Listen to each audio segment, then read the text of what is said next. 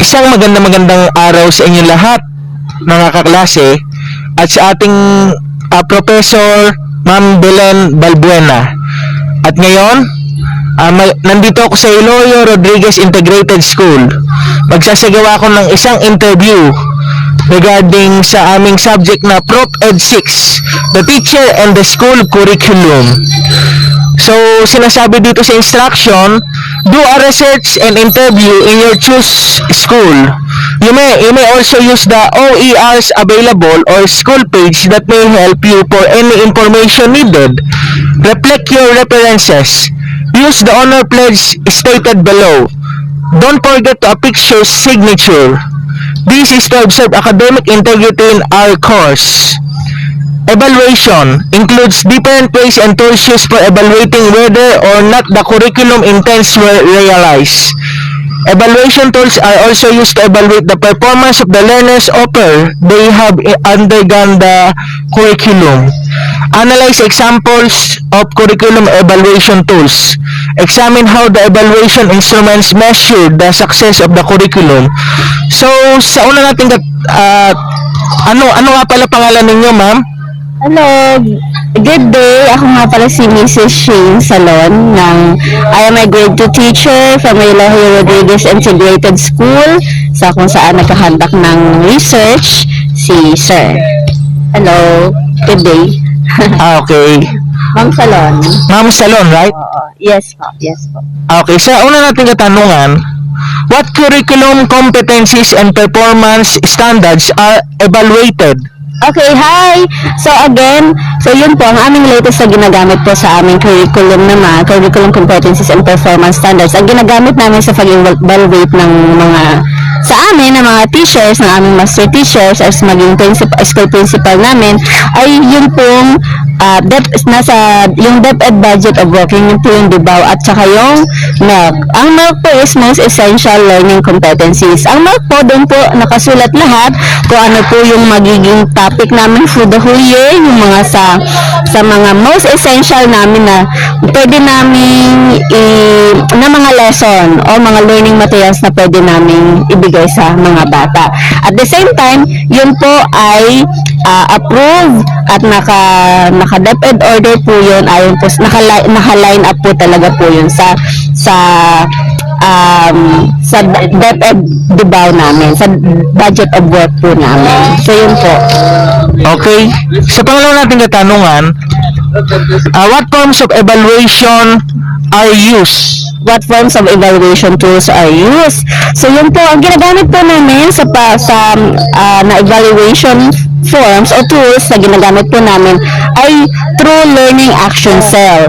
Yun po yung sa DepEd Order number 3 series of 2016. Yun po yung parang iniipon kami, nagkakaroon kami ng ganong pag-iipon or meeting together with our master teacher. Minsan yan every quarter, depende po sa pag-uusapan or kung ano man po yung magiging decision ng availability ng mga teacher at maging ng aming master teacher. Yun po yung tinatawag na Learning Action Cell or LAC session. Kung familiar po kayo doon, kung may mga kamag-anak po kayong teacher, so yun po, pag tinanong nyo, ano po yung LAC session, tita? O kung may mayroon kayong mga kamag-anak na teacher, sa alam po nila yun.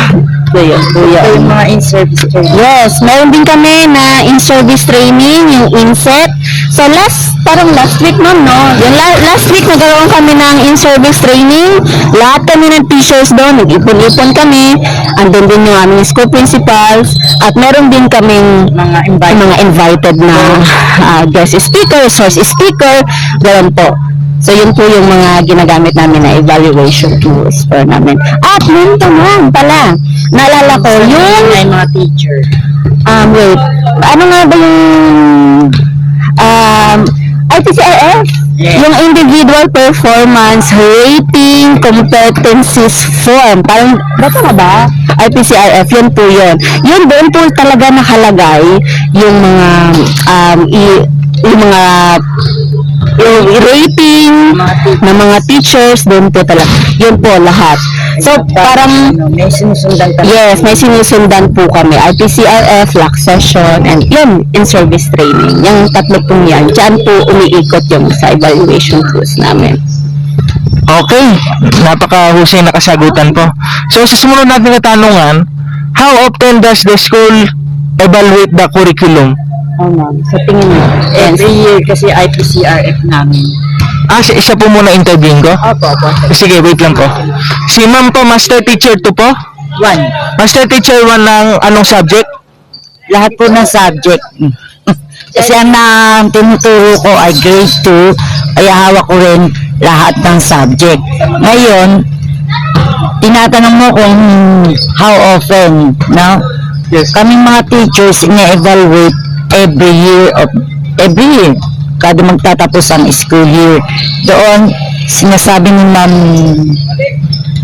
na meron sinusunod na IPCRF kung saan nakalagay doon yung grade ng mga teachers. Ang magbibigay syempre ng grade sa amin, yung aming principal. Bawat objectives, merong mga nakalaang ano ba yung mga ginawa ng teachers sa bawat objectives. No? Ngayon, yung objectives na yun, inaaral namin for this year, mga 37 objectives ang dapat sundin ng mga teachers. Maghahanda rin ng portfolio ang mga teachers, tapos ino-observe din ng mga teachers for 4 times para talagang maibigay ng master teacher at ng principal ang kaukulang grade sa bawat teacher. Wow, very nice. Mayroon pa po ba kayo idadagdag o yun lang po? Yun lang po muna. Okay po. So sumunod natin na tanungan. Number 4. How does the school evaluate its hidden curriculum? Sino po sasagot? Kayo po o siya? Sige, ako na. Parang, as far as I know, parang wala namang hidden curriculum. Kasi, pag nagbaba kasi ng DepEd order sa amin, DepEd yun, memorandum, ganyan. Talagang i-implement na namin yun. So, I think walang mga hidden curriculum kami na encounter namin sa ever since wala kami mga hidden curriculum or what. Talagang kung ano yung nasa DepEd na yung mga sa DepEd order, ayan. Na namin yun. May kanya-kanya assignment. Yes, every teacher has their own assignments, their own subjects. Yes, coordinatorships, yung tinatawag, yung minsan math coordinator ka, sometimes ikaw ay teacher librarian, ganyan, English, reading coordinator, ganun po. So, yun, wala Mga pagka-coordinator sa English, may mga sarili-sarili ring program ng English. O meron namang coordinator sa math. Bawat math coordinators, may kanya-kanya ring program na ini-implement sa bawat teachers at pupils. Okay po, napakahusay na kasagutan po. So sumunod natin katanungan, what decisions and actions are made after getting the results of the curriculum evaluation? Okay. Since ako is teacher 1, so ito ang aking master teacher, siya yung nag-evaluate sa akin. So parang siya yata ang mas makakasagot ngayon kung Sige, paano decision yun sige po. gagawin. Okay, o halimbawa, doon sa mga na-observe kong teachers, meron akong nakitang meron halimbawa, kasi checkin ko muna yung mga lesson plan na ginagawa ng mga teachers, tapos aaralin ko yun. Ngayon, sasabihin ko sa teachers na yun kung ano pa yung pwedeng idagdag sa lesson plan na yun. Ang gagawin naman siyempre ng mga teacher, susundin yung master teacher. Ngayon, halimbawa, nakalimutan ng teacher yung pinagagawa ko, hindi naman timano, magsaka agad yung teacher. No?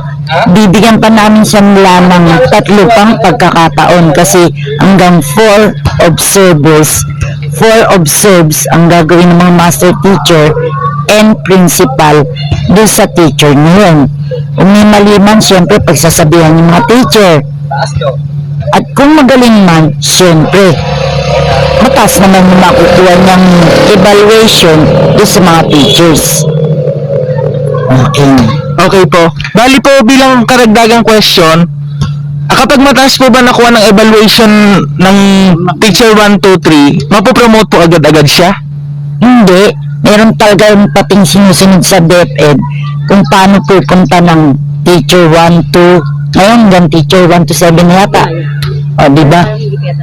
Pero hindi pa yata implemented yun. Pero, ang gagawin ng teacher 1 para maging teacher 2, siyempre mag-aaral yun. Kukuha ng masteral degree, tapos may mga winning contest siya, nag-demo teaching siya, plus yung mga in-service training na ginawa niya, mga seminars, kasama yon para ma-promote siya. Okay po. Paano po kung gusto ma-promote ng teacher 1 to master teacher? Ano na yung mga kailangan pagdaanan? Naku, siyempre, napakalaki ng pagdadaanan ng teacher na yun. From teacher 1 to master teacher. Pero ako kasi, teacher 1, teacher 2, teacher 3, then master teacher. Talagang napakahirap ng pinagdaanan ko. Swerte nga, meron teacher 1 to master teacher na. Talagang siguro, sobrang ang laki ng accomplishment ng teacher na yun. Ang dami niyang ginawa doon sa eskwelahan na yun. Siguro, nagsulat pa rin siya ng libro, no? O kaya, mga gumawa ng journals para dagdag points sa pagiging master teacher niya. Okay po, maraming salamat po sa mga mahusay na kasagutan. Kaway-kaway naman po kayo. Hello! Ay naman po, kaway-kaway. Hi, hello. Good luck, future educator. Ano po pangalan ninyo ulit, ma'am? Ma'am Salon, Mrs. Salon. Salon, ano po apelido? Hindi, Charmaine Salon ang aking pangalan. Okay, kayo naman po, master teacher. Ako naman si Ma'am Noemi S. Ching. Ching. Ching, C-H-I-N-G. Thank you po. Okay.